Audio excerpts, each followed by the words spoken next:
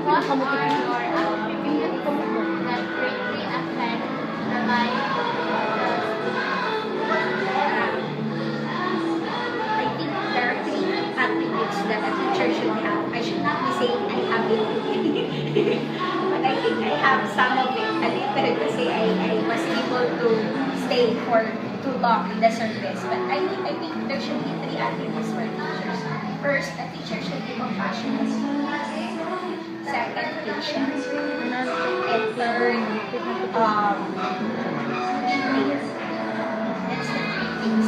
Compassionate, patient, love what you're doing. Patient because you are handling kids, you are handling students, so you should be patient. And be fair because you're not the only teacher in one school.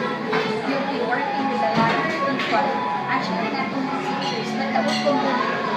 Like all the stakeholders, you need to work with them, you need to meet with them, you are to need to learn how to live together, so you need to get involved.